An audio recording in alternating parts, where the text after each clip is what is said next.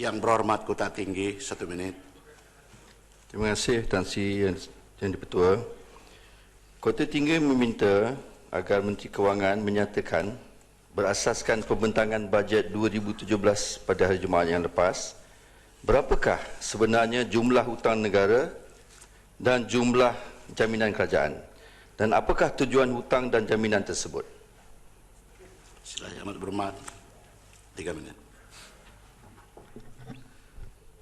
Tuan Yang Di-Pertua, kedudukan terkini jumlah hutang Kerajaan Persekutuan pada akhir Jun 2016 adalah sebanyak 655.7 bilion ringgit atau 53.2% daripada KDNK.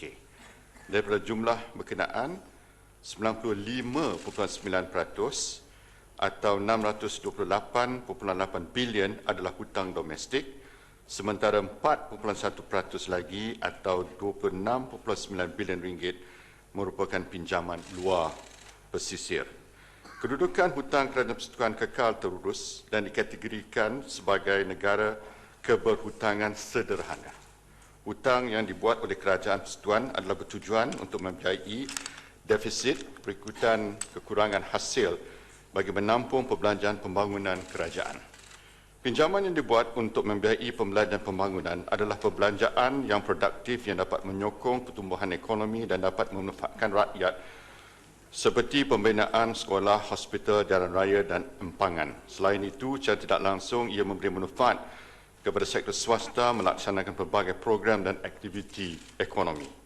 Untuk makluman Ahli Berhormat, jumlah jaminan yang diberikan oleh kerajaan sehingga Jun 2016 adalah sebanyak 180.9 bilion atau 14.7% daripada KDNK. Jaminan tersebut diberikan terutamanya kepada entiti awam yang melaksanakan projek infrastruktur seperti dana infra, prasarana dan PT-PTN yang terlibat dalam pembinaan infrastruktur seperti MRT, LRT dan penyediaan pinjaman pelajaran untuk pendidikan di peringkat tinggi. Tuan Yang Di-Pertua, kerajaan terus komited untuk memastikan paras hutang Kerajaan Persekutuan tidak melebihi 55% daripada KDNK. Bagi memastikan paras hutang Kerajaan Persekutuan kekal rendah dan terurus, langkah konsolidasi fiskal akan terus diamalkan bagi mengurangkan paras defisit secara berperingkat. Kota Tinggi, 31.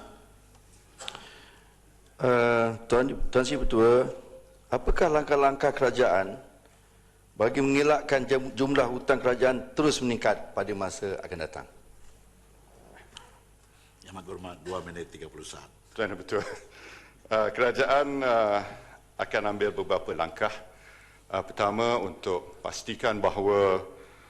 memastikan bahawa perbelanjaan mengurus kita tidak melebihi daripada hasil. Maknanya kita mesti memperolehi surplus, Tuan Yang Di-Pertua, dari segi akaun semasa kerajaan.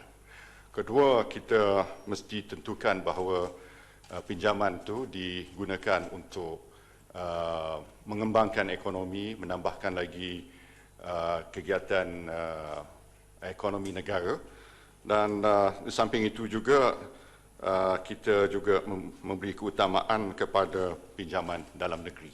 Dengan langkah-langkah sedemikian termasuk juga perbelanjaan yang berhemat, cekap dan berkesan, mementingkan outcome, insya-Allah kita dapat menguruskan hutang negara dalam keadaan yang terkawal, insya-Allah. Kepung, 31. Tan Sri Yang Di-Pertua, ya bolehkah Yang Berhormat terangkan dari manakah itu pinjaman 27 bilion ini luar pesisir? Tuan Yang Di-Pertua, pinjaman luar pesisir sebahagian besarnya daripada sukuk yang kita terbitkan, dan sukuk itu di-subscribe dengan izin Tuan Yang Di-Pertua oleh masyarakat antarabangsa untuk membiayai pinjaman kita, dan kita lakukan perkara ini kerana sikit sebanyak ia memberi isyarat dari segi sama ada mereka ada keyakinan terhadap pengurusan ekonomi negara Malaysia ataupun sebaliknya.